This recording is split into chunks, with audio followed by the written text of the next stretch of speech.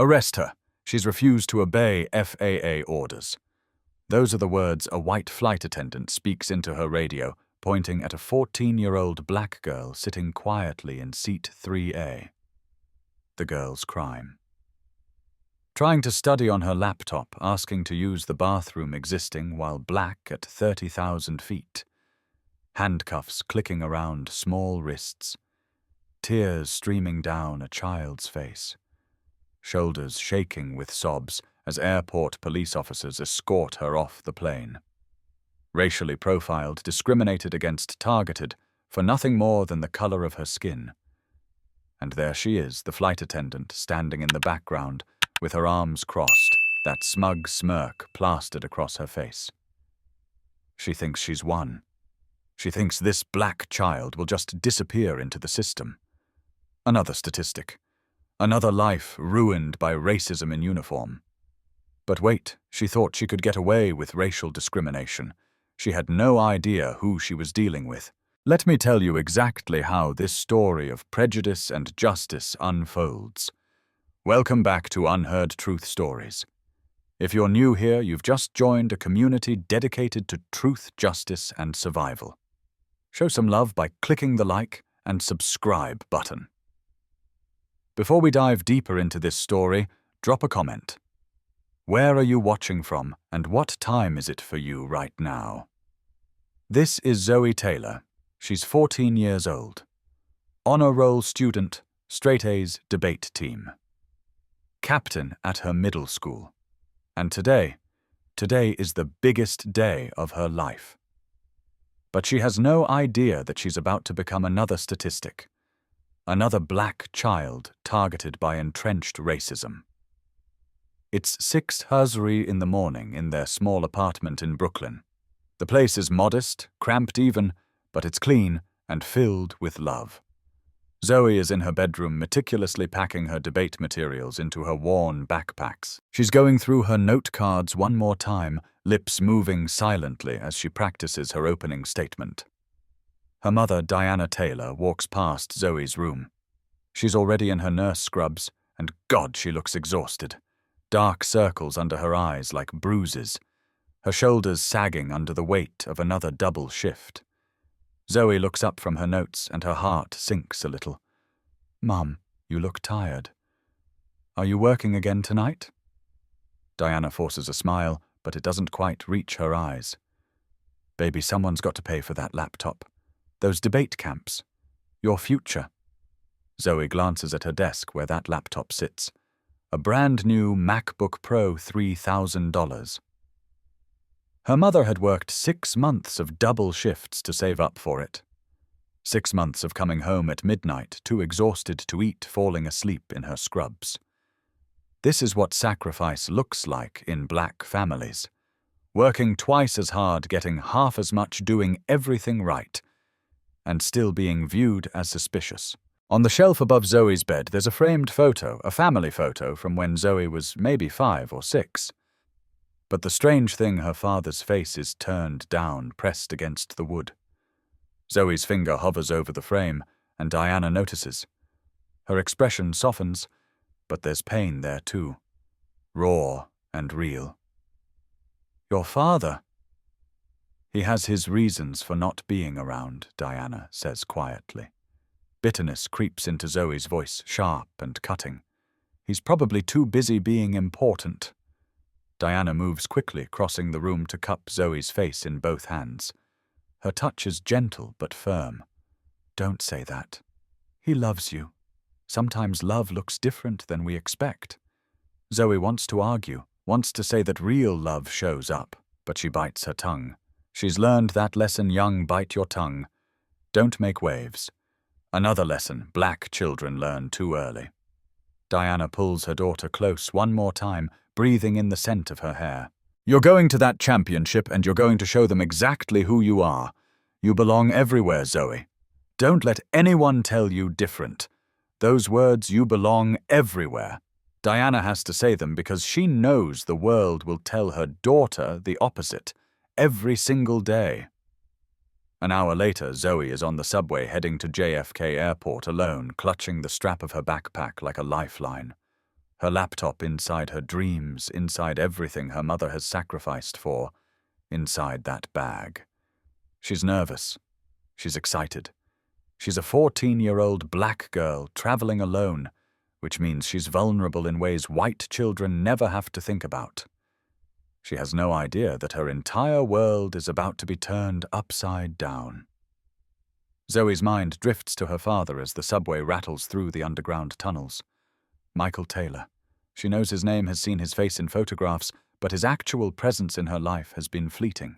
Brief visits, expensive gifts sent on birthdays, and Christmas phone calls that felt more like business transactions than conversations between father and daughter. He travels a lot, her mother would say. His work keeps him busy. Zoe never asked what that work was. It seemed like an excuse, and she was tired of excuses. What work could be more important than watching your daughter grow up? The subway car is crowded with early morning commuters, nurses finishing night shifts, construction workers starting their days, office workers in crisp suits clutching coffee cups. Zoe makes herself smaller, taking up as little space as possible. Another lesson learned early: don't inconvenience others with your existence. She thinks about the debate championship in Boston. The topic, does the American justice system treat all citizens equally? The irony isn't lost on her. She's prepared arguments on both sides, as any good debater would, but her lived experience has already answered the question. Her mother has prepared her for this trip meticulously. Keep your boarding pass and ID visible at all times. Don't argue if someone questions you. Be polite, be respectful even if they aren't. Call me the minute you land. Rules for survival that white children never have to learn. Zoe arrives at JFK and moves through check-in with practiced confidence. She's flown before, though not often. The agent scans her boarding pass, smiles, and wishes her a good flight. Everything is normal. At the gate, Zoe finds a seat near the window and pulls out her laptop. Her debate notes fill the screen. Arguments and counter-arguments. Statistics, quotes from Supreme Court justices. She's prepared for this competition, like her life depends on it, because in a way it does. This competition offers a full scholarship to any university of her choice. Any university, Harvard, Stanford. This is Zoe's ticket out. Her mother's sacrifice made real. This is the dream that black families chase.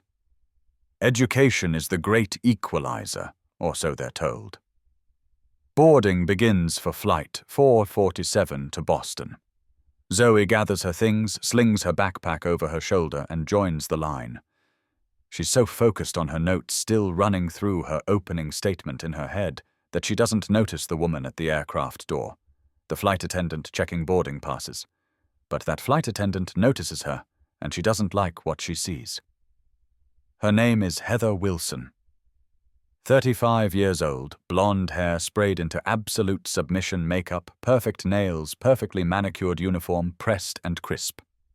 And the moment Heather sees this young black girl boarding her first-class section, her eyes narrow just a fraction. Her lips press into a thin line.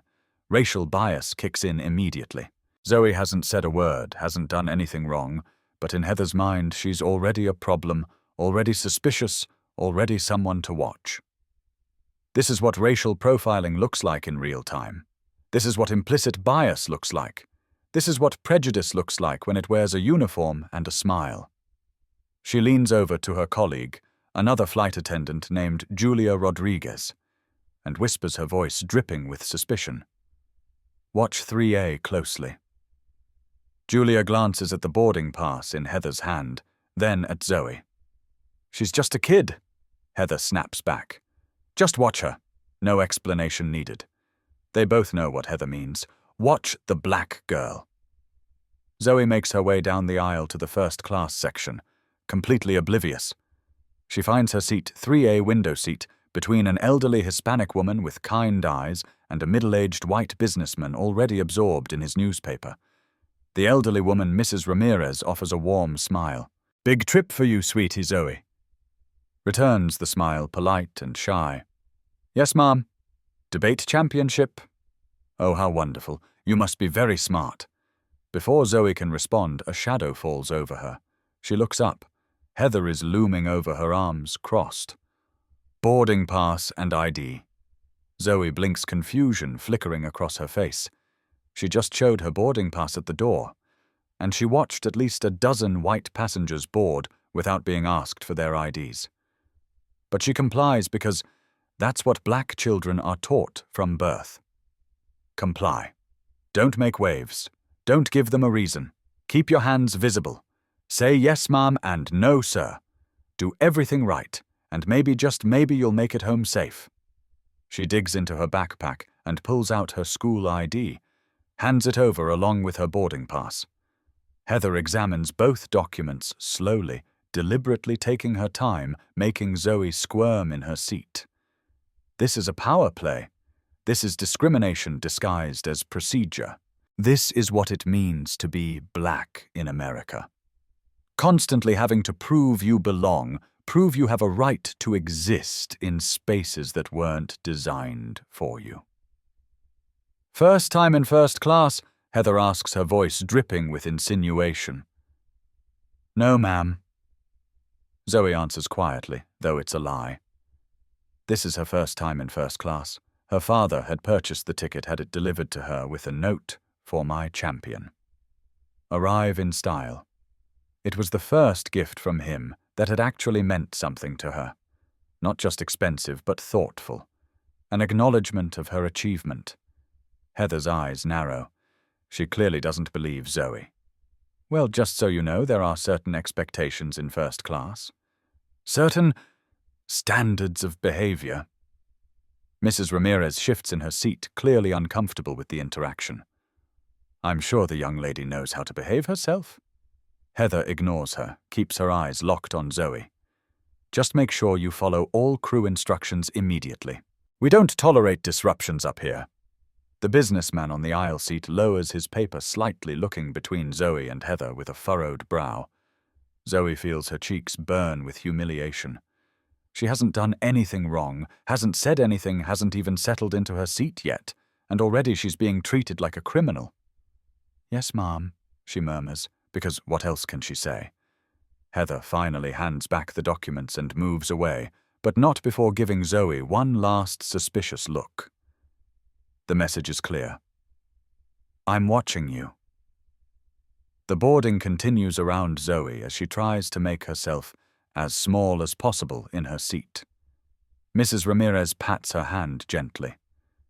"Don't you worry about her, mijija. Some people just wake up looking for trouble." Zoe manages a weak smile, but the interaction has shaken her.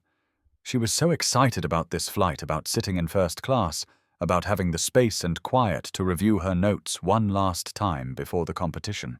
Now all she feels is anxiety, a tightness in her chest, a hyper-awareness of her every movement. The businessman on her other side folds his newspaper and turns slightly toward her. His name tag reads, "Eric Patterson, Regional Director." "First debate competition?" He asks, his tone friendly. "No, sir, my fourth national competition, but it's the biggest one yet." His eyebrows raise, impressed. "National competition at your age?" That's exceptional.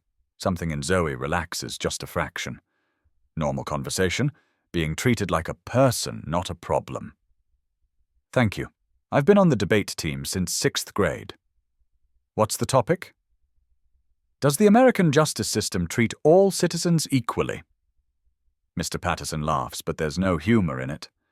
Well, that's certainly timely. From the front of the cabin, Zoe can feel Heather's eyes on her, watching, waiting for her to make a mistake. The plane finishes boarding and the door closes. The captain's voice comes over the intercom, welcoming everyone to Flight 447 to Boston. The flight attendants begin their safety demonstration, and Zoe forces herself to pay attention, though she's flown enough to know the routine. Once they're in the air and the seatbelt sign turns off, Zoe carefully removes her laptop from her backpack. She has a 2-hour flight, perfect time to review her opening arguments one more time. She opens the laptop and the screen illuminates with her debate notes. She doesn't notice Heather making her way back up the aisle until a shadow falls across her screen. She looks up to find the flight attendant glaring at her. "You need to put that away," Heather says, voice sharp. Zoe blinks in confusion. "I'm sorry, electronic devices need to be in airplane mode." "It is. I turned it on airplane mode before takeoff." Heather's eyes narrow. "How am I supposed to know that?" "Put it away." Zoe glances around. At least 3 other passengers in first class are using laptops or tablets. No one is telling them to put their devices away. "I'm sorry, but I really need to study for my competition," Zoe says, trying to keep her voice respectful. "My device is in airplane mode, I promise. Are you refusing to follow crew instructions?" Heather's voice raises slightly, drawing attention from nearby passengers. "No, ma'am, because refusal to follow crew instructions is a federal offense." The threat hangs in the air. Mrs. Ramirez shifts uncomfortably beside Zoe. "Young lady, perhaps it's best to put it away for now." Zoe's throat tightens. She can feel tears threatening behind her eyes, but she refuses to cry. She won't give Heather the satisfaction. Slowly she closes her laptop and slides it back into her backpack. "Thank you for your cooperation," Heather says, voice dripping with false sweetness. As she walks away, Zoe notices her stop at another passenger's seat, a white man using his laptop. Heather smiles, asks if he'd like a drink. Doesn't say a word about his device. The unfairness of it burns in Zoe's chest. Mr. Patterson has witnessed the entire interaction. He frowns, looks like he wants to say something, but then returns to his newspaper. Another bystander choosing the comfort of silence. 30 minutes into the flight, Zoe needs to use the bathroom. She's been holding it since before boarding, too nervous to use the airport restrooms. She waits until Heather is busy at the front of the cabin, then carefully unbuckles her seatbelt and steps into the aisle. She makes her way toward the first-class lavatory, moving quietly, trying not to draw attention. Just as she reaches for the door, Heather appears, blocking her path. "Where do you think you're going?" "I need to use the restroom," Zoe explains. Voice small. The seatbelt sign is on. Zoe looks up. The seatbelt sign is clearly off. "No, it's not. Are you contradicting me?" Heather's voice rises again, drawing stares. "No, I just return to your seat immediately, but I really need to. Now." Humiliated. Zoe returns to her seat. As she buckles her seatbelt, she watches a white woman get up and head for the same lavatory. Heather says nothing, even smiles as the woman passes. Mrs. Ramirez has witnessed this too. She shakes her head, muttering something in Spanish under her breath. She pats Zoe's hand again. "This isn't right," she says quietly. "It's okay," Zoe whispers back, though they both know it isn't. 10 minutes later, Heather is serving drinks. She stops at their row. "Something to drink." "Ginger ale, please," Mrs. Ramirez says. "Coffee black," says Mr. Patterson. "Just water, please," Zoe says. Heather serves Mrs. Ramirez her ginger ale. Mr. Patterson his coffee. She moves on without giving Zoe her water. When Zoe raises her hand to remind her, Heather ignores her completely. This pattern continues for the entire flight. Every request Zoe makes is either denied or ignored. Every movement she makes is scrutinized. When she reaches for her backpack to get a book, Heather appears instantly at her side. "What are you getting?" "Just a book. Let me see it." Zoe pulls out her copy of To Kill a Mockingbird, required reading for her English class. The irony isn't lost on her. Heather examines the book as if looking for contraband, then hands it back without a word. By the time they begin their descent into Boston, Zoe is exhausted from the constant tension, the hypervigilance required to exist in this hostile environment. All she wants is to get off this plane, get to her competition, and never see Heather Wilson again. But Heather has other plans. As the plane begins its descent into Boston, Zoe puts away her book and stares out the window. The skyline appears through the clouds, her first time seeing Boston. Under different circumstances, she'd be excited. Now she just feels drained. Mrs. Ramirez leans over. Such an ugly woman, she whispers, nodding toward Heather. Ugly on the inside where it counts. Zoe manages a small smile, grateful for the ally. Thank you for being kind to me. Kindness costs nothing, mihija. Remember that. No matter how people treat you, your kindness is your power.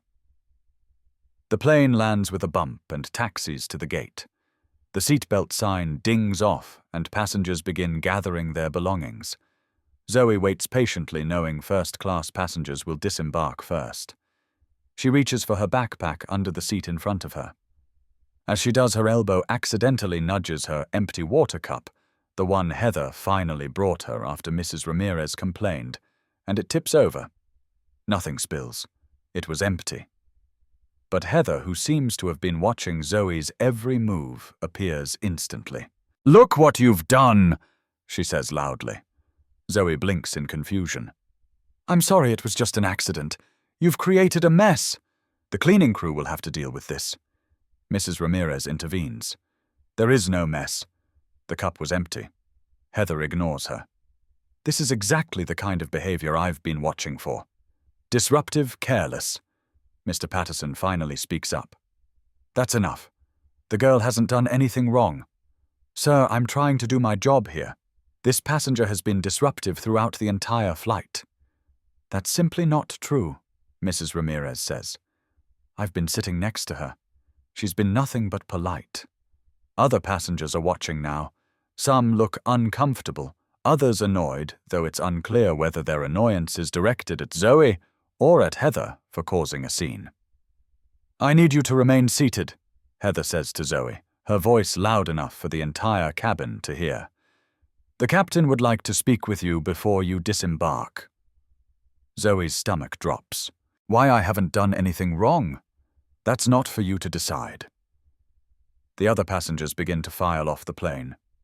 Mrs. Ramirez hesitates clearly, reluctant to leave Zoe alone. "I can wait with you, dear." "That won't be necessary." Heather cuts in. "This is an airline matter." Mr. Patterson hands Zoe a business card. "Call this number if you need anything," he says quietly. "This isn't right." Zoe takes the card. Hands trembling slightly, she watches as the last passengers disembark, leaving her alone in the first-class cabin with Heather and another flight attendant, Julia Rodriguez, who has remained silent throughout the flight, but looks increasingly uncomfortable.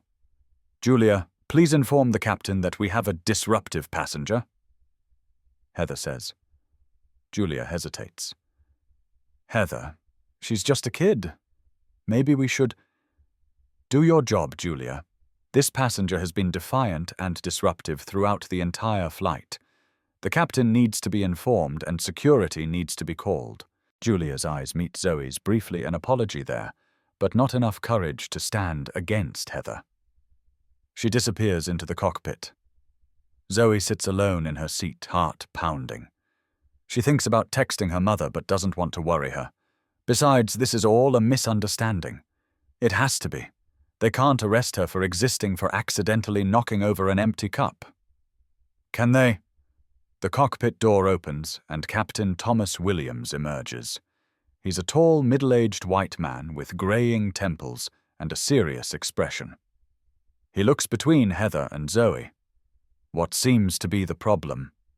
Before Zoe can speak, Heather jumps in. "This passenger has been disruptive throughout the flight, Captain, refusing to follow crew instructions, creating disturbances, arguing when asked to comply with safety procedures." None of this is true, and Zoe opens her mouth to say so, but Heather continues. "I believe she represents a security risk and should be escorted off the aircraft by airport police." Zoe's heart nearly stops. "That's not true. I didn't do any of those things." The captain turns to her, expression neutral. "Young lady, our flight attendants are trained professionals. If Ms. Wilson says you've been disruptive, I have to take her word for it. But she's lying. Ask Mrs. Ramirez or Mr. Patterson." "They were sitting right next to me." "They've already disembarked," Heather says, a hint of triumph in her voice. "And I've had multiple passengers comment on your behavior." This is a complete fabrication, but it's her word against Zoe's. And Zoe is beginning to realize that her word counts for very little in this situation. Captain Williams sighs. I'm going to have to call airport security. Please don't. Zoe begs, tears finally breaking free. I have a debate competition. It's really important. My mum worked so hard to get me here. You should have thought about that before you decided to cause problems on my aircraft, Heather says coldly. The captain picks up the cabin phone and makes the call. Zoe sits frozen in disbelief. This can't be happening. Not over nothing. Not when she has done everything right. But it is happening. 5 minutes later, 2 airport police officers board the plane. They look at Zoe, then at the captain. This is the disruptive passenger, one of them asks, clearly surprised to see a young girl. Yes, Heather says before the captain can respond. She's been argumentative, defiant, and created disturbances throughout the flight. She refused to follow FAA regulations and crew instructions. The officers look skeptical, but they have a job to do. One of them approaches Zoe. Miss, I need you to come with us. I didn't do anything wrong, Zoe says, voice breaking. She's making all this up. You can explain at the security office. Right now, I need you to stand up and come with me. Zoe looks frantically at Julia, the only other witness. Please tell them the truth. Julia looks away, shame evident on her face. Her silence is all the confirmation Zoe needs. Heather is abusing her power, and no one is going to stop her. Slowly, Zoe stands. Her legs feel weak. She reaches for her backpack, but one of the officers takes it from her. We'll carry this for you.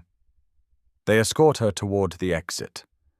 As she passes Heather, she sees the satisfied smirk on the flight attendant's face. This was the plan all along. To humiliate her. To put her in her place. To remind her that no matter where she sits on the plane, she doesn't really belong. As they reach the jet bridge, one of the officers turns to her.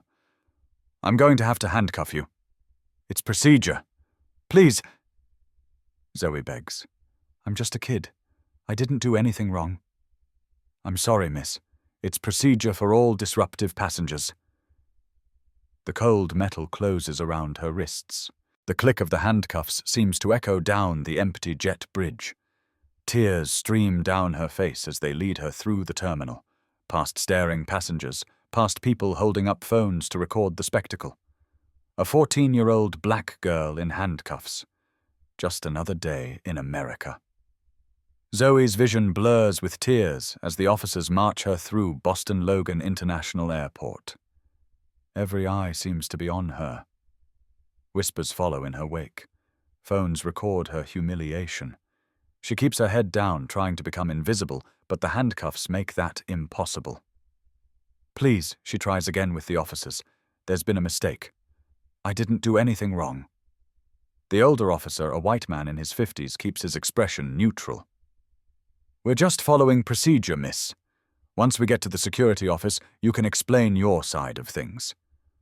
The younger officer, also white, seems more uncomfortable with the situation. Is there someone we should call for you?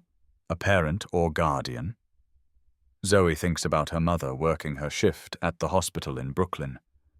The panic that would grip Diana if she received a call saying her daughter was in custody. And for what?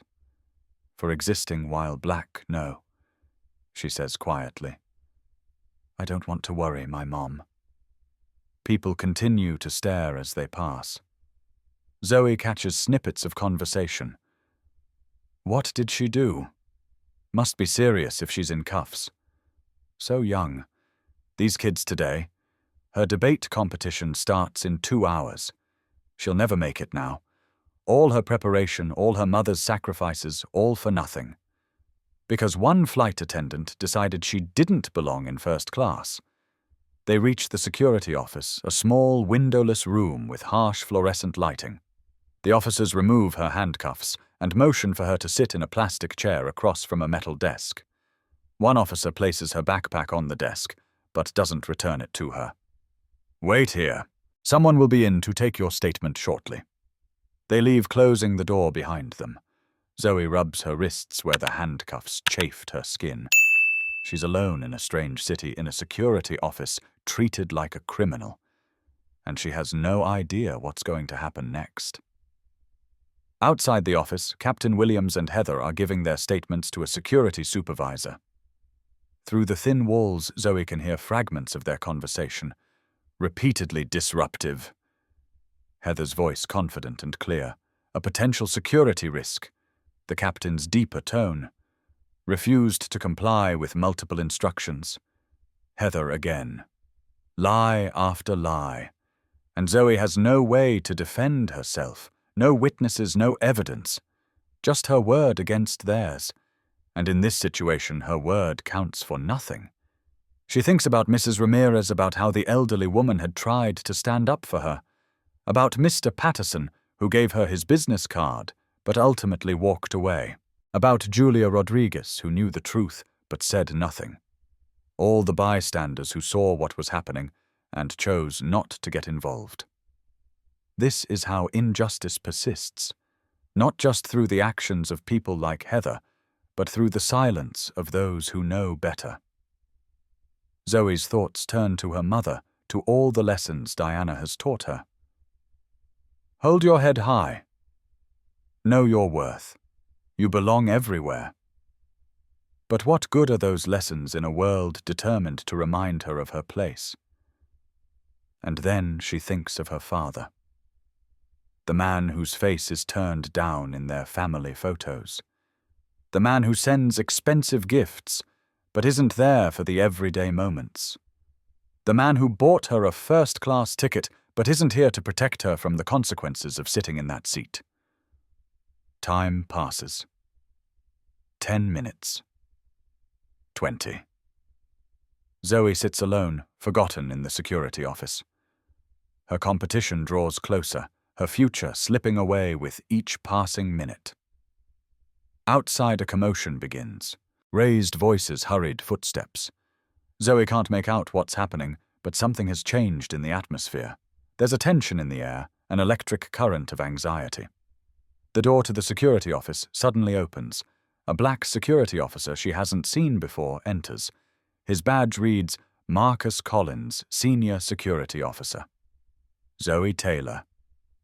He asks, his voice gentle. She nods, not trusting herself to speak. I'm Officer Collins.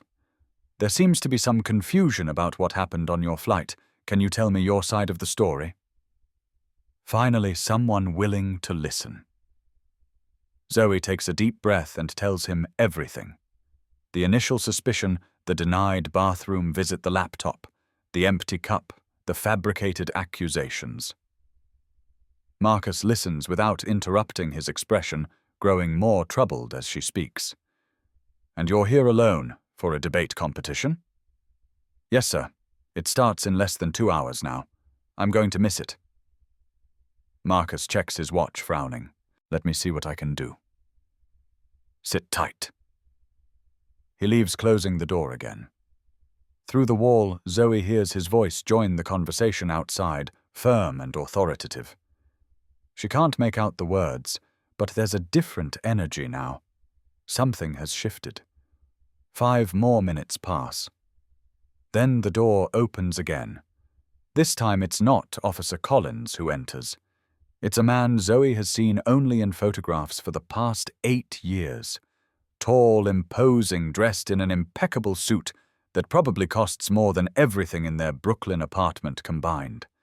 His face is older than in the photos, lines of stress and responsibility etched around his eyes and mouth. But there's no mistaking who he is. Michael Taylor, her father. His eyes lock with hers, and for a moment everything else falls away. Father and daughter separated by years of absence, reunited in a security office at Logan Airport. Dad. The word feels foreign on her tongue. Michael's expression is a complex mixture of fury, pain, and determination. But when he speaks, his voice is surprisingly gentle. Zoe, I'm so sorry this is happening to you. Before she can respond, the room suddenly fills with people. Officer Collins, the 2 officers who arrested her, the security supervisor, Captain Williams, and Heather Wilson, whose smug expression has been replaced by something close to terror. Behind them all stands a woman in an airport management uniform, her face ashen. Mr. Taylor, I can assure you this is all a misunderstanding. A misunderstanding. Michael's voice is dangerously quiet. My 14-year-old daughter is detained in a security office. She's missed her connecting transportation to a national debate competition. She was handcuffed and paraded through a public terminal. And you call this a misunderstanding? Captain Williams steps forward, extending a hand. Mr. Taylor, I had no idea she was your— Michael ignores the outstretched hand. That's exactly the problem, isn't it? Captain, had you known who her father was, none of this would have happened. But because you saw a young black girl traveling alone, you assumed the worst. You took the word of your flight attendant, without question, without investigation. Sir Ms. Wilson reported that your daughter was disruptive throughout the flight. Was she? Michael turns to Heather, who seems to shrink under his gaze. Ms. Wilson, perhaps you'd like to explain exactly what my daughter did. That was so disruptive it required police intervention. Heather stammers, her confident facade crumbling. She refused to follow crew instructions. She argued when asked to put away her electronic device. She was disrespectful. That's not true, Zoe says, finding her voice. I put my laptop away as soon as she asked, even though other passengers were allowed to use theirs. I wasn't allowed to use the bathroom when white passengers were. She ignored me when I asked for water. Lies, Heather says, but her voice lacks conviction. We have witnesses, Michael says. Mrs. Elena Ramirez and Mr. Eric Patterson, both of whom were seated next to my daughter, both of whom have already provided statements contradicting everything you've claimed. Heather pales. Mr. Taylor, I was just doing my job.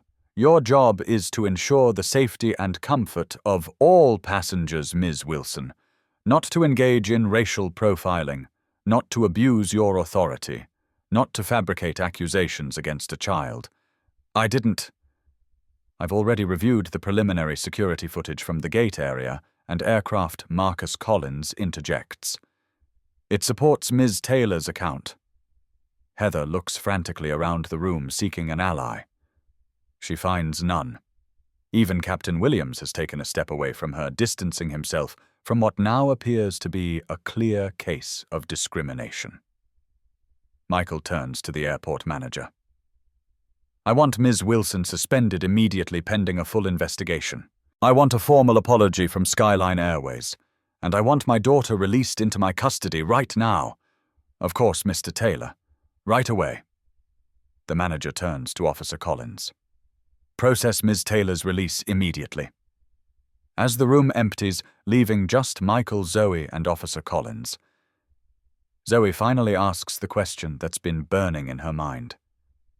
Dad, how did you know I was here? Michael's expression softens. I've always known where you are, Zoe. I may not have been present in your life the way I should have been, but I've never stopped watching over you.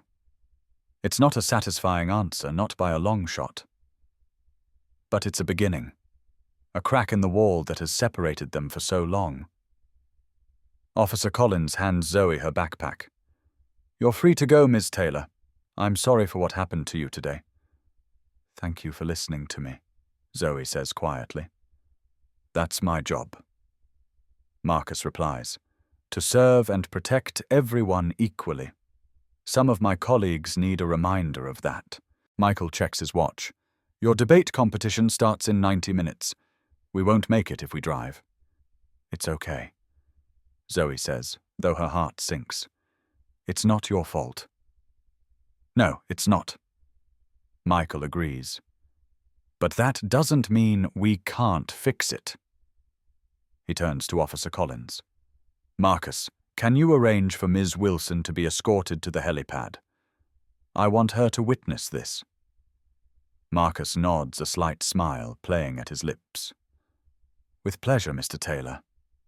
Zoe looks between them, confused. The helipad. Michael smiles for the first time. Did you think I drove here? We have a helicopter waiting. The walk through Boston. Logan International Airport is a stark contrast to Zoe's earlier journey, where before she was handcuffed and humiliated. Now she walks beside Michael Taylor, his commanding presence clearing a path through the crowded terminal. Airport staff, who had previously ignored her, now nod respectfully, eyes wide with recognition. Behind them, escorted by Marcus Collins, Heather Wilson follows. Her earlier arrogance has evaporated, replaced by a sickly pallor as the reality of her situation sinks in. With each step, the consequences of her actions become clearer. Mr. Taylor. She tries again, voice trembling slightly. If I had known she was your daughter.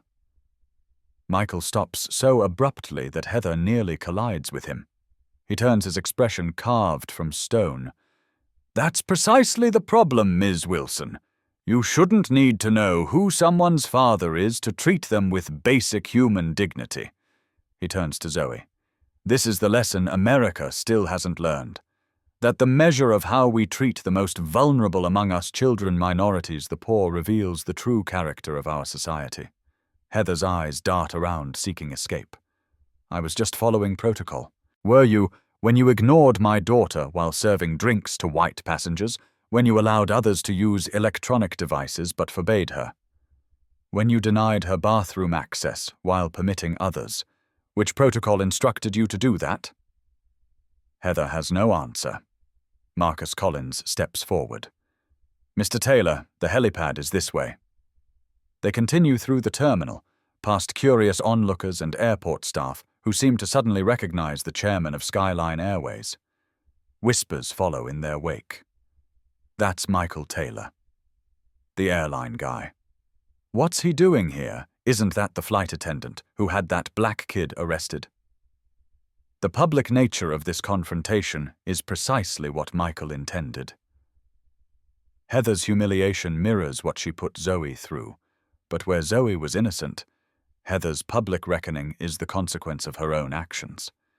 They reach a security door marked Authorized Personnel Only.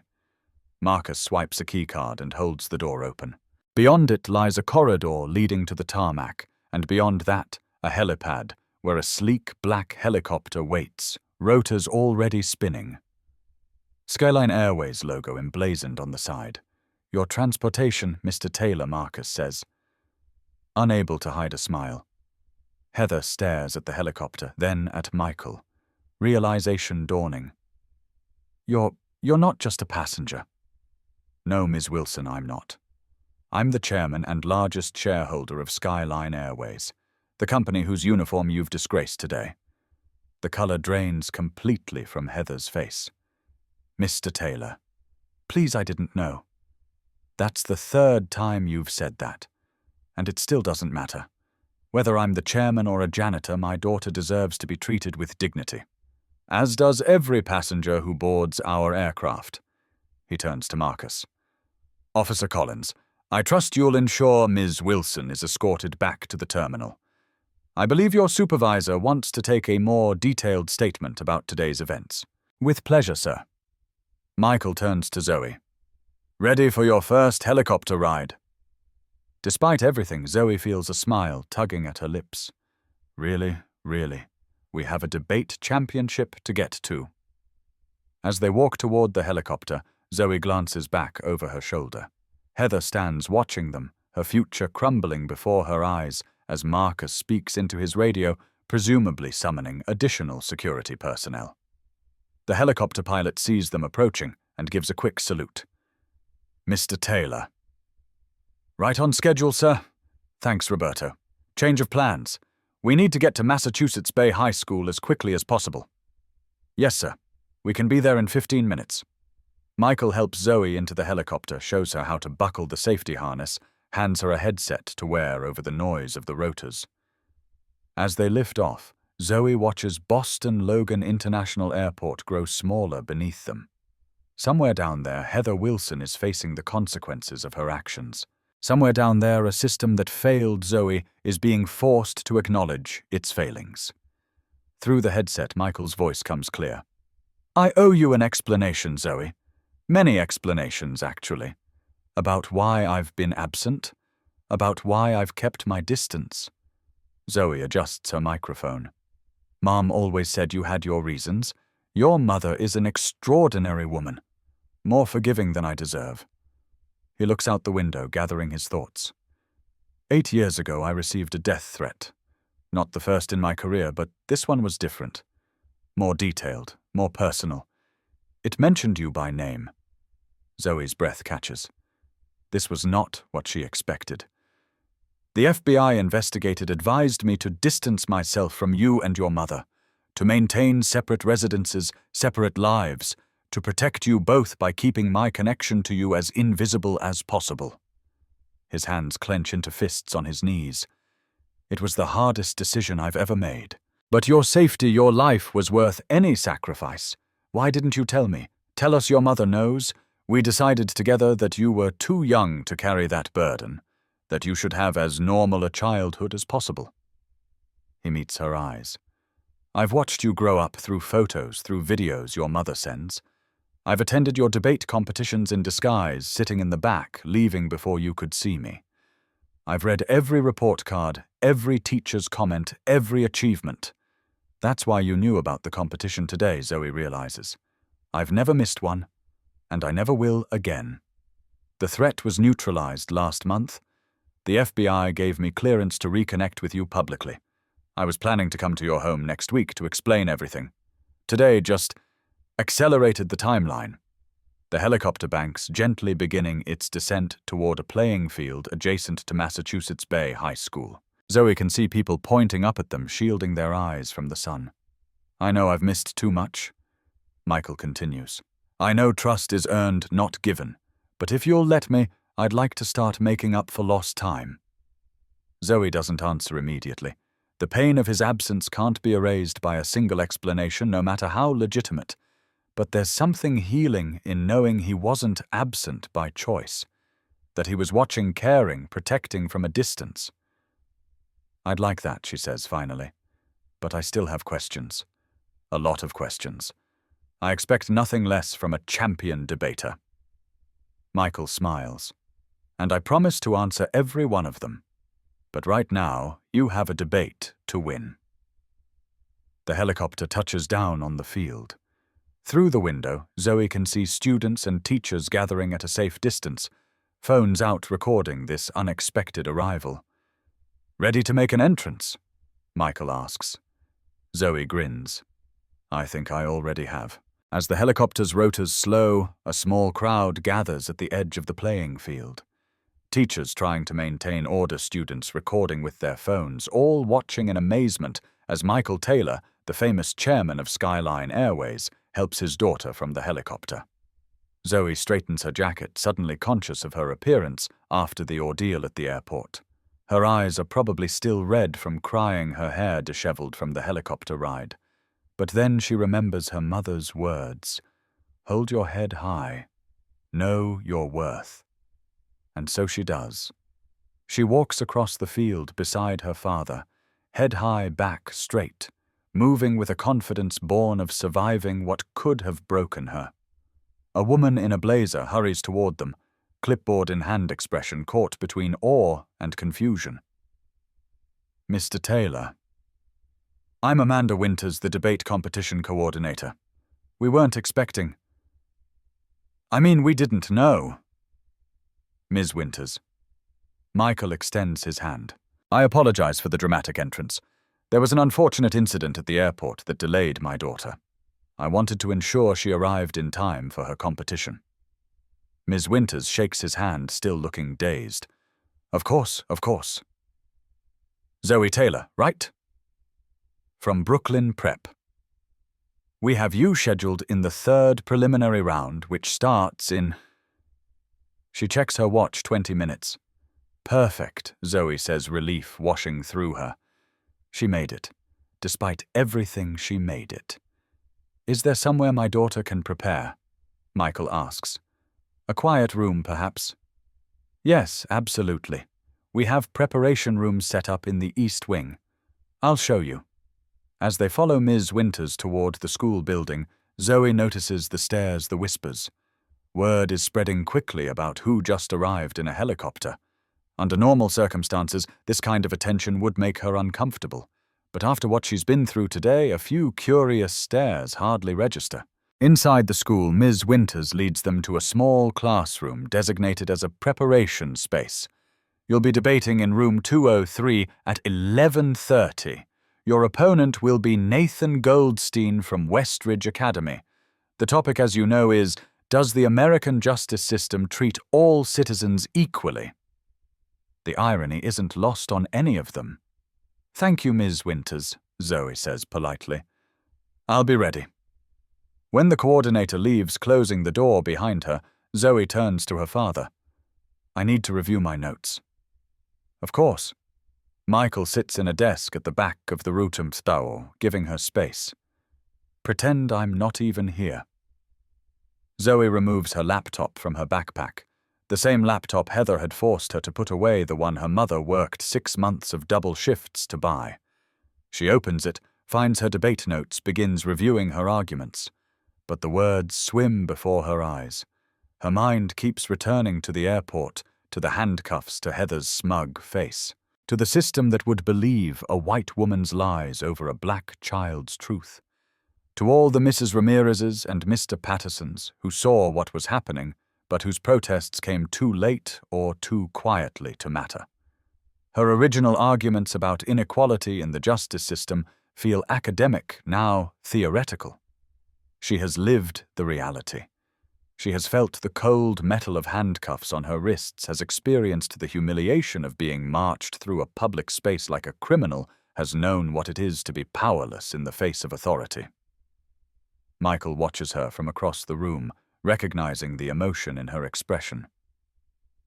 You're rewriting your argument, aren't you? Zoe looks up surprised. How did you know? Because that's what I would do. He leans forward. The best arguments come from lived experience, Zoe. From truth. From pain, sometimes. Use it. She nods, fingers flying across the keyboard as she reconstructs her opening statement. The technical arguments remain the statistics, the legal precedents, the historical context. But now she weaves through them a thread of personal truth, a perspective that can only come from standing on both sides of the justice system within a single day. When Ms. Winters knocks on the door to tell her it's time, Zoe is ready. More than ready. She's transformed. Michael walks her to room 203.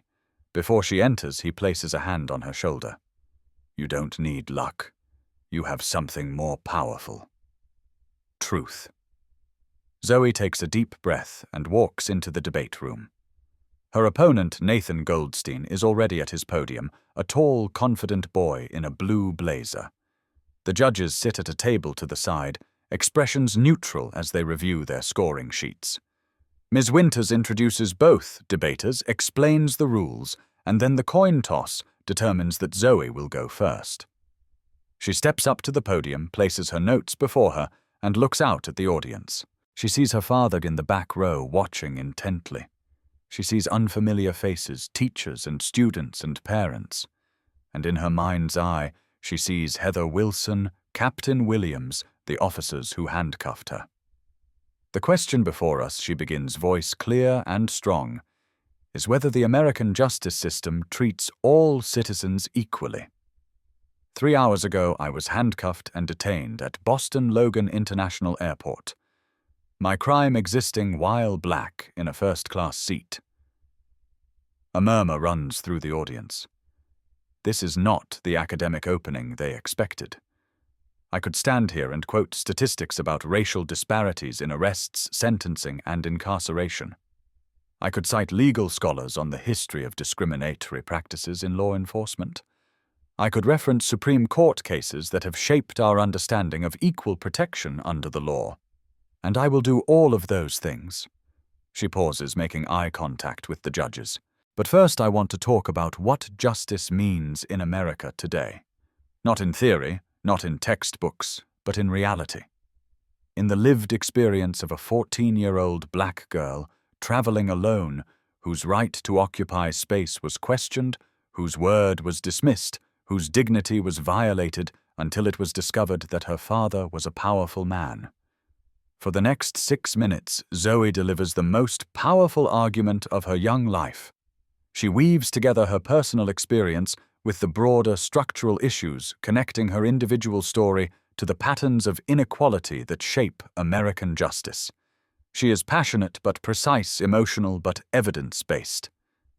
When she concludes, the room is silent for a moment before erupting into applause. Even Nathan, her opponent, looks impressed. The judges scribble furiously on their scoring sheets. The debate continues. Nathan makes his counter-arguments focusing on the legal protections that exist in the system, the progress that has been made over time. He is articulate and well-prepared, but his arguments lack the visceral power of Zoe's lived experience. In her rebuttal, Zoe acknowledges the points where Nathan is correct. There have been improvements. There are legal protections in place. But she drives home the reality that laws on paper mean nothing when they're not enforced equally, when those tasked with upholding them bring their biases to bear. The gap between what our justice system promises and what it delivers, she concludes, is measured not in abstract legal principles, but in handcuffs on innocent wrists, in dignity denied, in voices silenced. True justice requires not just equal laws, but equal application of those laws. Equal respect for all voices, equal protection for all lives, especially the lives of those with the least power. When the debate ends, Zoe knows she has given everything she has. Whether she wins or loses, she has spoken her truth. She has transformed her pain into power. The judges confer briefly, then hand their decision to Ms. Winters. She steps to the front of the room. The winner of this preliminary round, advancing to the semi-finals, is... She pauses, building suspense, Zoe Taylor from Brooklyn Preparatory Academy. The room erupts in applause again. Nathan approaches, extends his hand. "That was incredible," he says. "I couldn't compete with that opening. It was... real." "Thank you," Zoe says, shaking his hand. "You made strong arguments." As the room clears, Michael makes his way to the front. Pride radiates from him. "That was extraordinary, Zoe. Truly extraordinary." For the first time that day, Zoe feels tears that aren't born of humiliation or fear. These are tears of accomplishment, of release, of recognition. "I meant what I said," she tells him, "about how justice worked for me today only because of who you are." Michael nods, his expression somber. "I know. And that's a burden I carry, knowing that my position protects you in ways that other children aren't protected. But it's also why I work so hard to create change within the systems I influence. It's not enough for justice to work for the children of the powerful. It has to work for everyone." Ms. Winters approaches, clipboard in hand. "Zoe, your semi-final round will be at 2:30 in the auditorium. It's a larger venue because we've had some unexpected media interest." Michael and Zoe exchange a look. Word has spread about what happened at the airport about the helicopter arrival. "Is that okay with you, Michael?" asks her. The attention Zoe considers this. Part of her wants to retreat to process everything that's happened privately. But another part recognizes the power of visibility, of using this moment to shine a light on a larger issue. It's okay, she decides. If my story helps change things even a little, then it's worth it. As they leave the debate room, Zoe's phone vibrates with a text. It's from her mother. "Just saw the news. My brave, brilliant girl. So proud of you. We'll meet you at hotel later. Love you infinity." Zoe shows the text to Michael. She knows I called her from the helicopter. Told her everything. He hesitates. "She's flying up tonight. I sent the corporate jet for her. She'll miss her shift. She can't afford to miss work." Michael's expression softens. "Zoe, your mother will never have to worry about money again. That's a promise I made her years ago, and it's a promise I've kept even from a distance." The double shifts, the extra hours, those were her choice. her way of providing for you independently of teaching you the value of hard work and sacrifice. This revelation shifts something in Zoe's understanding of her life, of her mother's choices, of the dynamics that have shaped her family. There is so much she still doesn't know, so many conversations yet to be had. But for now, there's a debate championship to win. I need to prepare for the semi-finals, she says, refocusing. Michael nods. Lead the way, champion. I'm right behind you. The news spreads quickly. By the time Zoe steps onto the stage for her semi-final debate, the auditorium is packed. Students, teachers, parents, but also journalists, cameras, people who have heard about what happened at Logan Airport and want to witness this remarkable young woman in action. The semi-final debate is against a girl from a prestigious private school in Manhattan. The topic shifts slightly to focus on reform within the justice system. Zoe's opponent is polished, privileged, clearly accustomed to winning. But she has never had to fight for her right to exist in spaces. She has never felt the weight of judgment based solely on her skin color. She has never had to prove her worth in the face of dismissal. Zoe channels everything she's experienced into her arguments. She is fierce, but measured, emotional, but precise. She wins by a unanimous decision. The final round pits her against a boy from Chicago, another debater of color who brings his own lived experiences to the podium. Their debate is less adversarial, more a powerful dialogue about the realities of navigating American society as young people of color. In the end, Zoe edges out a narrow victory.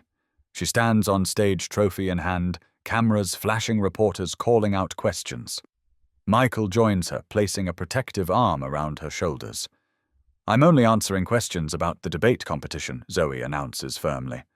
What happened at the airport is a private matter that is being addressed through appropriate channels.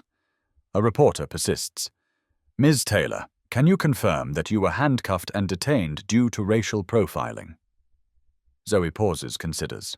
What I will say is this: today, I debated whether the American justice system treats all citizens equally.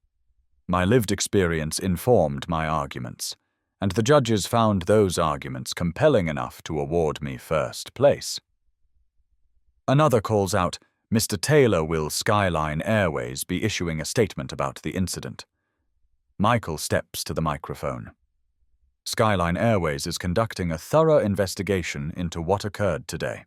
We are committed to creating an environment where all passengers are treated with dignity and respect, regardless of race, gender, age, or any other characteristic. When we fall short of that commitment, we take immediate action to address it. That's all I'll say on the matter at this time. His tone makes it clear that the impromptu press conference is over. He guides Zoe off the stage through a side door where security personnel keep the reporters at bay. In a quiet room backstage, Zoe finally has a moment to process everything that's happened. The trophy in her hands feels almost surreal after the emotional roller coaster of the day. You won, Michael says quietly. Against all odds, despite everything, you won. Zoe looks up at him. Not against all odds, with support. Mrs. Ramirez, Mr. Patterson, Officer Collins. She pauses. You. I wasn't there when it mattered most. When she first targeted you. But you came. And not everyone has a father who can arrive in a helicopter to right the wrongs. She sets the trophy down. What happens now? To Heather Wilson, I mean. Michael's expression hardens slightly. She's been suspended pending a full investigation. But between the witness statements and the security footage, her termination is a foregone conclusion. And then what? She just gets another job at another airline and does the same thing to someone else. No, Michael says firmly. Part of the termination will include documentation of the reason which will make it virtually impossible for her to work in commercial aviation again. Additionally, I've already spoken with our legal team about filing a formal complaint with the FAA. Zoe nods, processing this. What about the captain and Julia? They didn't stop her. Captain Williams has been grounded pending an investigation into his failure to properly assess the situation.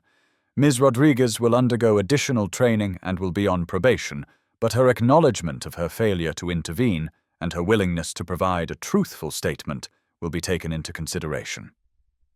There's a knock at the door. A security officer pokes his head in. "Mr. Taylor." Ms. Taylor's mother has arrived.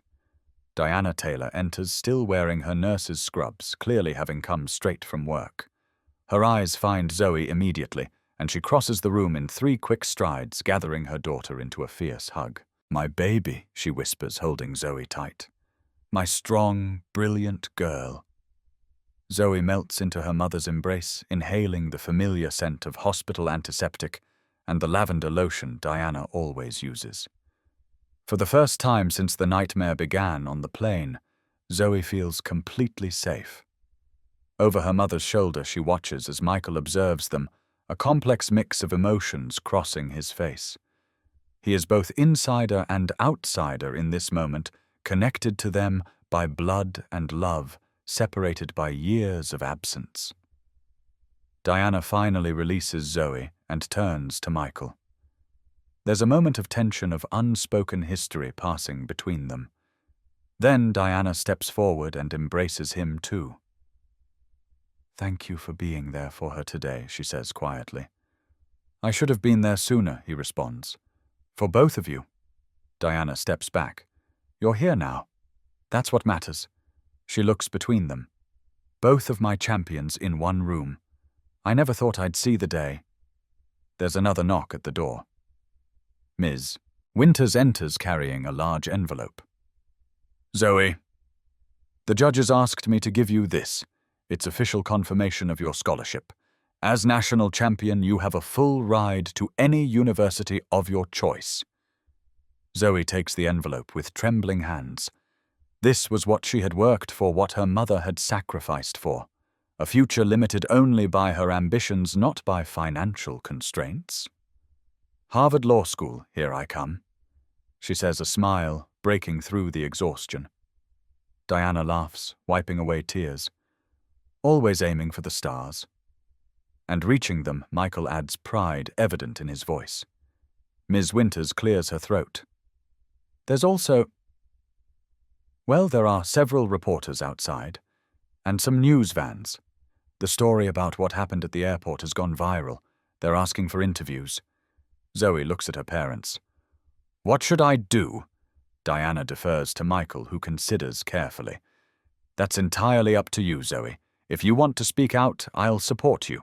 If you want privacy, I'll ensure you get it. This is your story to tell or keep as you choose." Zoe thinks about all the other children who have faced discrimination without a powerful parent to intervene, about all the Heather Wilsons who have never faced consequences, about the power of visibility and voice.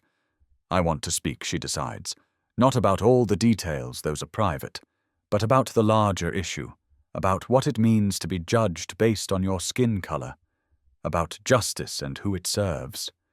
Michael nods. "Then we'll be right beside you." Diana squeezes her daughter's hand. "Always." As they prepare to face the media together, Arthur's father-daughter united for the first time in years.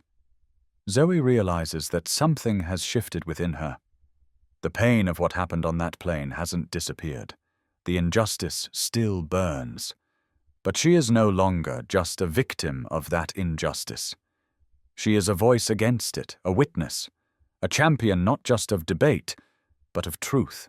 And for today at least, truth has won.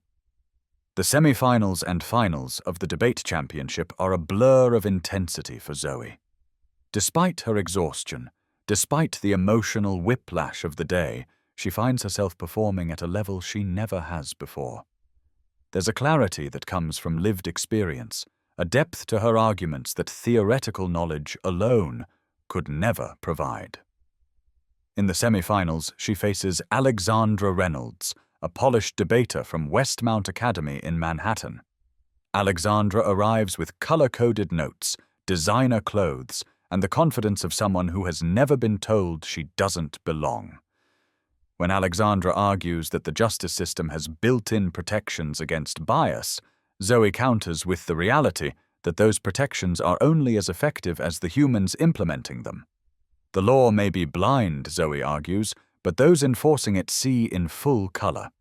The judges award Zoe a unanimous victory. Alexandra looks genuinely shocked, unused to defeat. The final round brings Zoe face to face with Marcus Johnson, a brilliant debater from Chicago's South Side. Their matchup creates a different dynamic, two young black students debating inequality in the justice system, both bringing personal perspectives to the theoretical framework. Their debate feels less like a competition and more like a powerful dialogue about lived reality. When Marcus speaks about police presence in his neighborhood, Zoe nods in recognition. When Zoe describes the humiliation of being handcuffed in a public space, Marcus's expression shows understanding.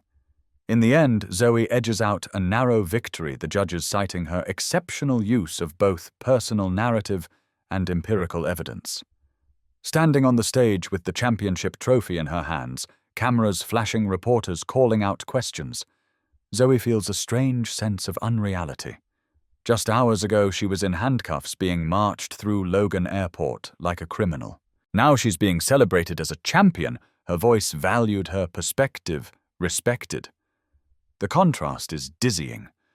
Michael joins her on stage, placing a protective arm around her shoulders.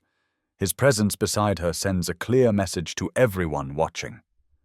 This young woman is not alone. She is supported. She is protected.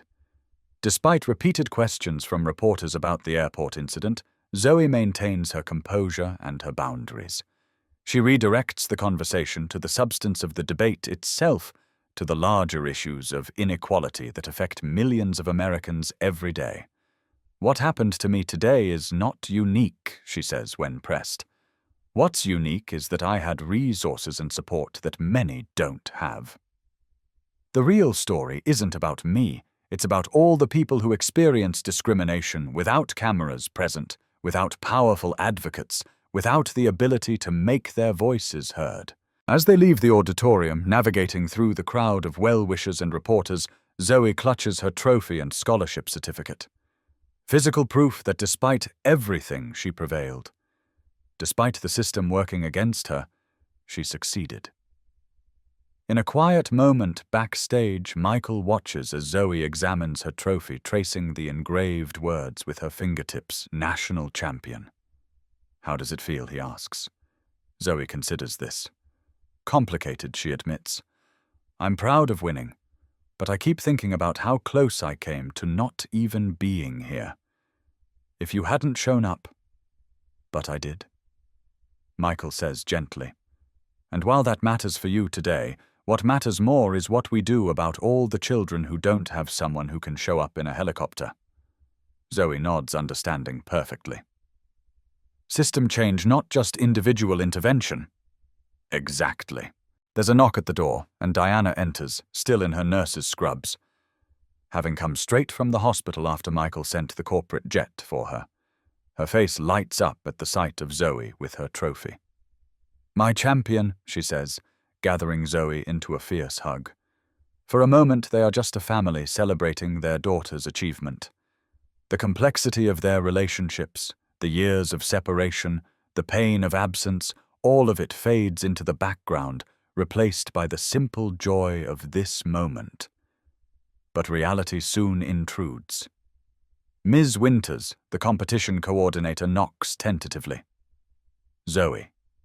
There are several news crews outside asking for interviews. And, well, the story about what happened at the airport is spreading online. There's video. Zoe's stomach drops. Video. Someone in the terminal recorded you being escorted out in handcuffs. It's gone viral. Ms. Winters looks apologetic. "I thought you should know." Michael and Diana exchange a look. Diana takes Zoe's hand. "You don't have to talk to anyone if you don't want to." "Your mother's right." Michael agrees. "I can have security take us out a back entrance. The corporate apartment is ready for all of us." Zoe considers this. The temptation to retreat to process everything privately is strong. But there's another voice inside her, the one that argued so passionately on that debate stage. The one that knows the power of testimony, of bearing witness, of speaking truth. I want to make a statement, she decides. Just one. Not about all the details, those are still being investigated, but about the bigger picture, about what this says about our society. Michael nods respect, evident in his expression.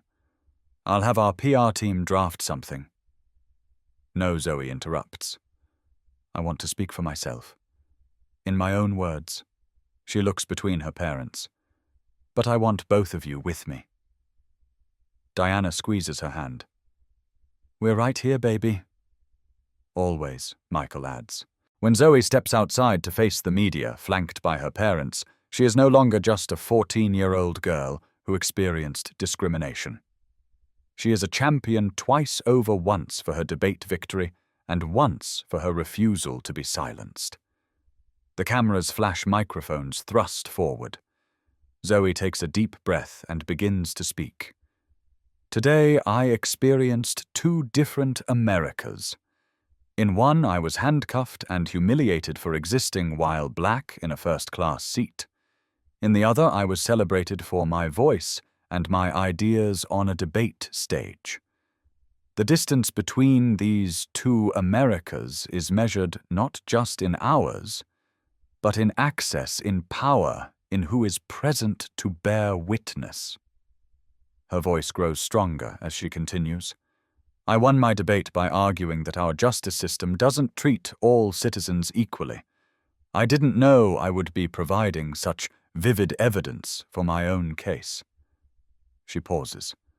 What happened to me was wrong, but what makes it truly unjust is that it happens every day to people who don't have powerful parents or viral videos or media attention.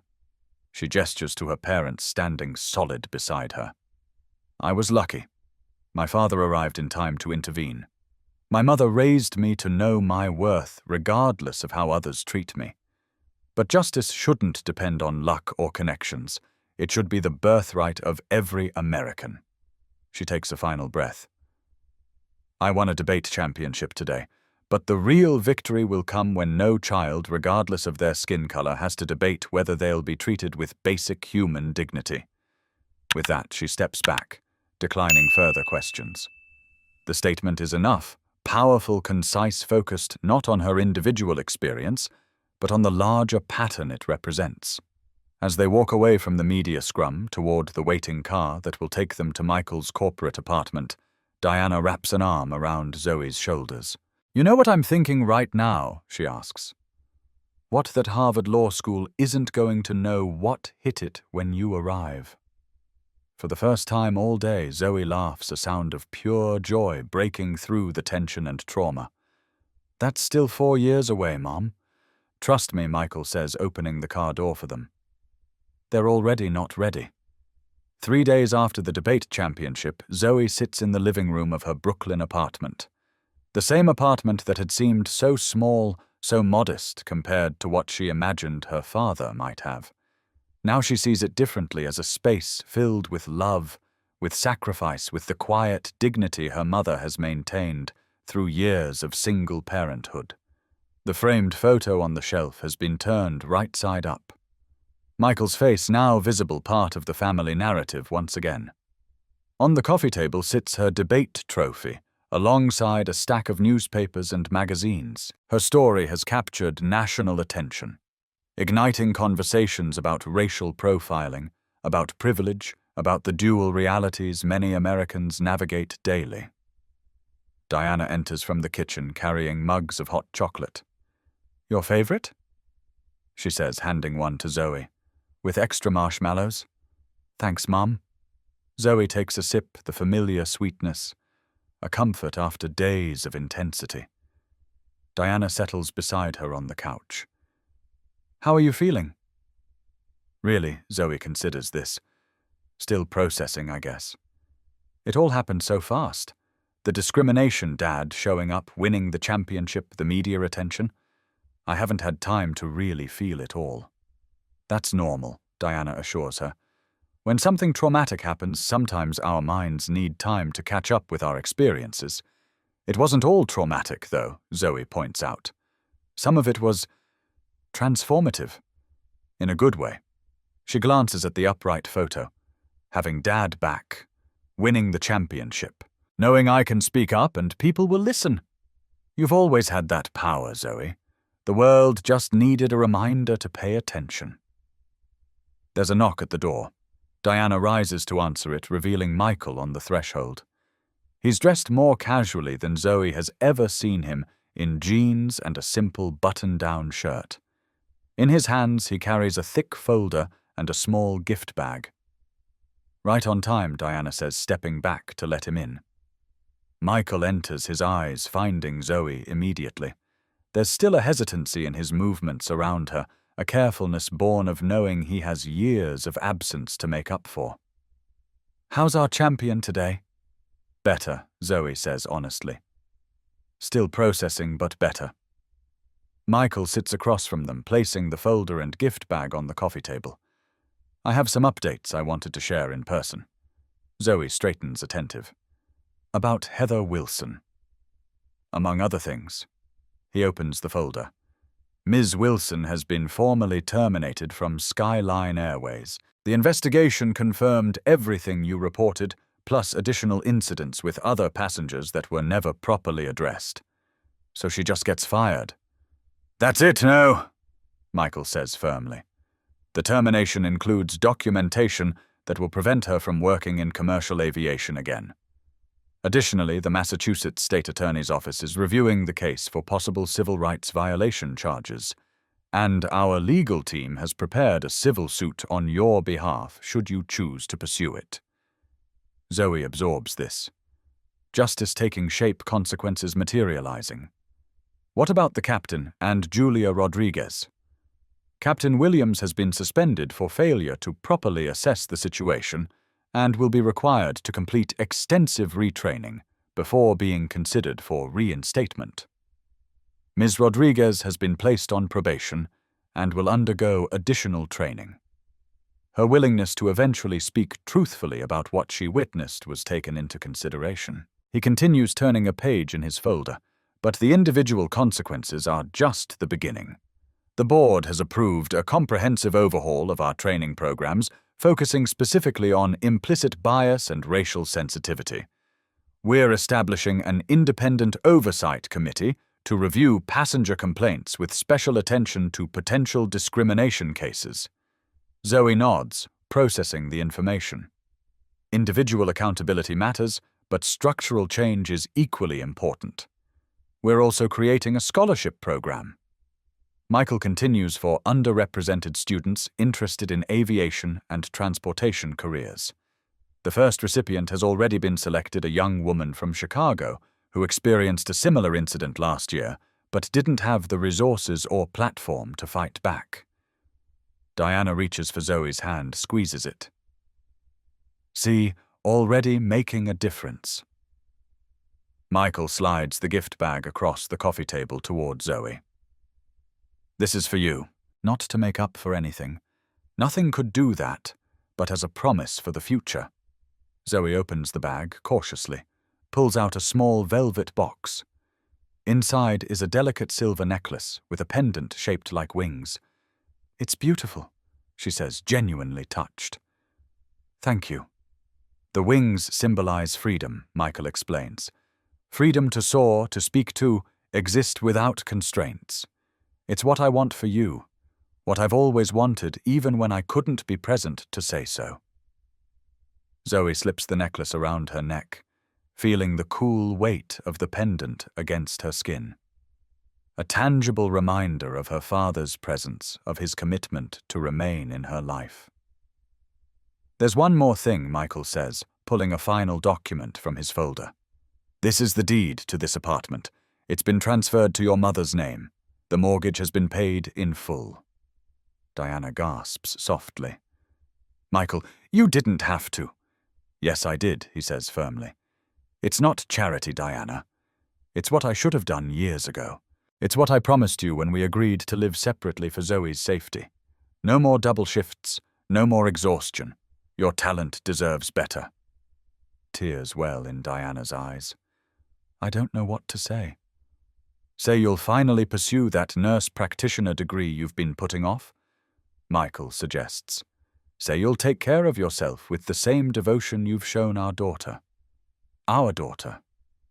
The phrase hangs in the air, a bridge across years of separation. Zoe watches this exchange, feeling something shift within her.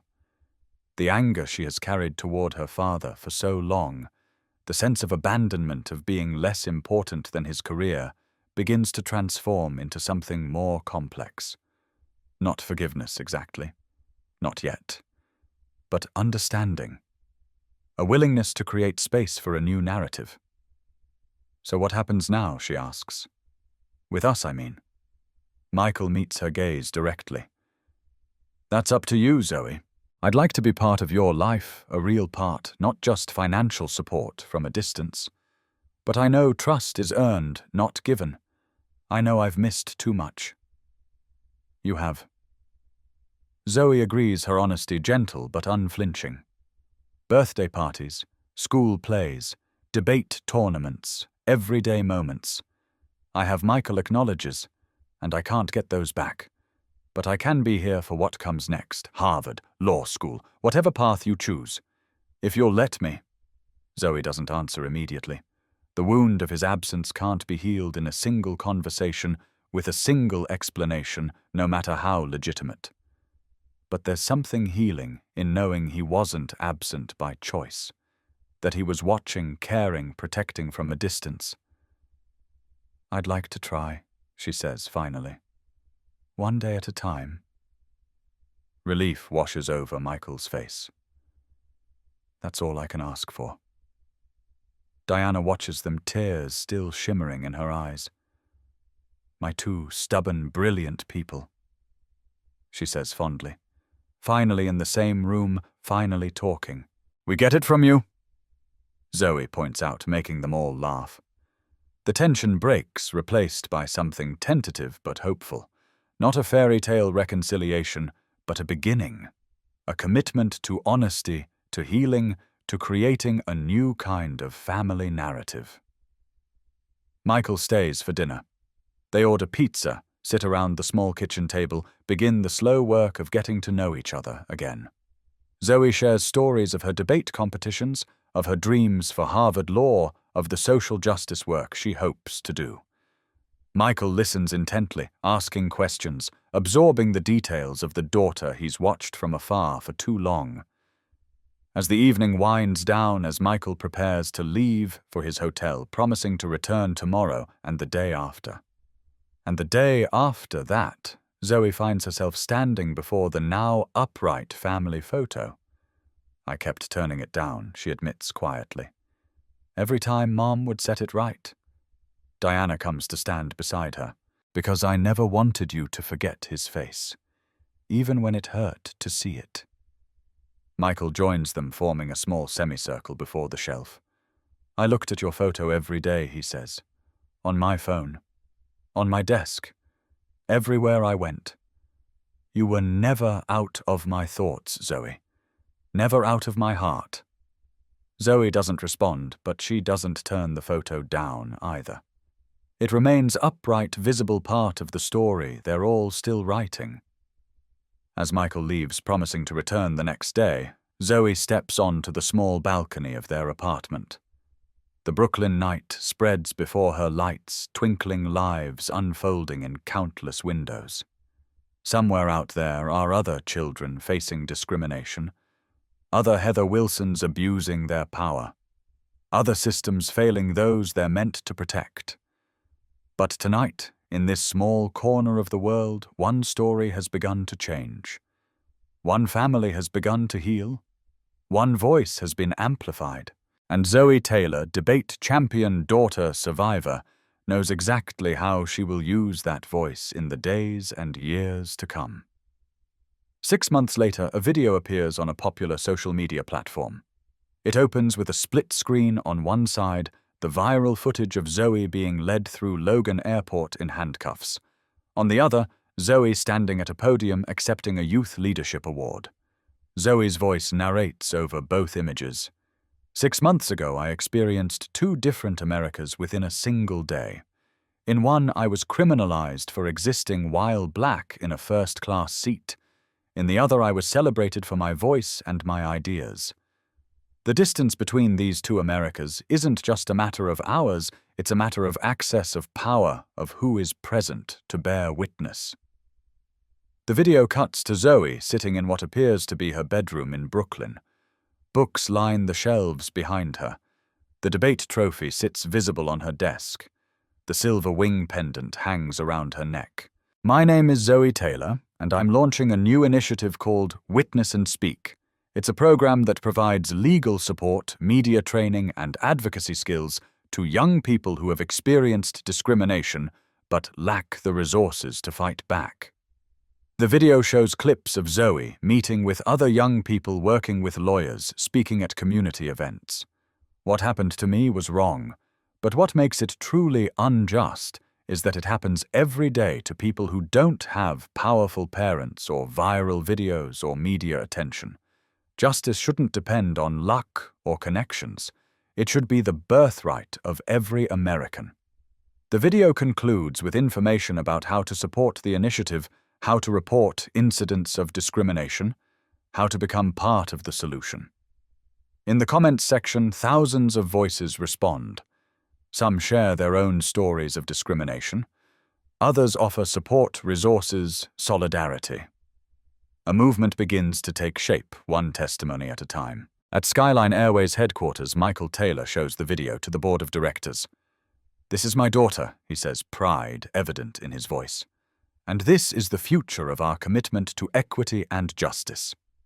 The Independent Oversight Committee, now in its 5th month of operation, has already reviewed hundreds of complaints, recommended dozens of policy changes, and established Skyline as an industry leader in anti-discrimination practices. Heather Wilson, meanwhile, has faded into obscurity. Her attempts to portray herself as a victim backfired when multiple passengers came forward with similar stories of discrimination. The civil suit was settled out of court with the funds directed to Zoe's new initiative rather than personal gain. In Brooklyn, Diana Taylor has reduced her nursing hours to part-time as she pursues her nurse practitioner degree. The apartment remains their home, now owned free and clear, a stable foundation from which Zoe can launch her dreams. And Zoe herself continues to excel, balancing school debate competitions and her growing role as an advocate.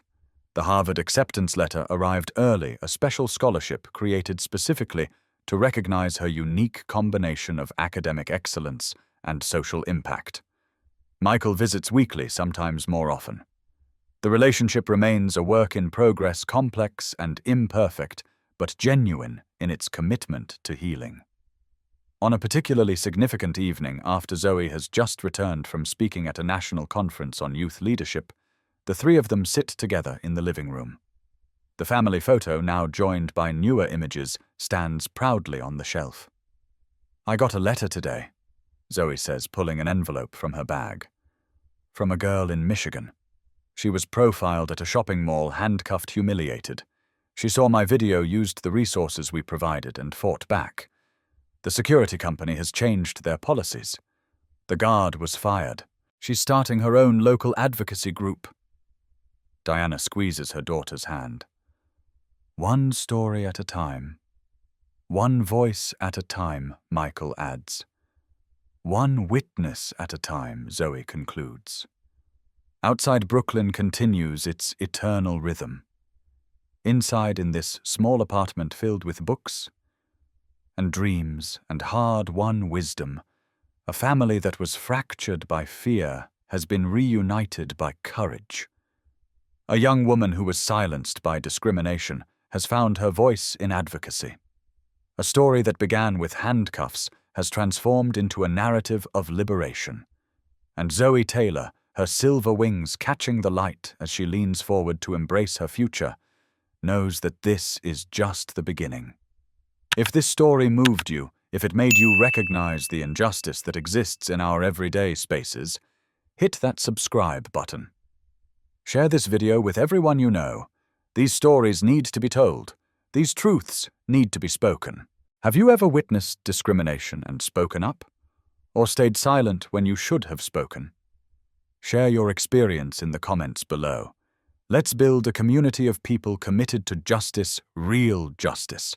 Not just when it's convenient, not just when it's easy, but always. Because silence is complicity, and your voice, like Zoe's, has the power to change the world.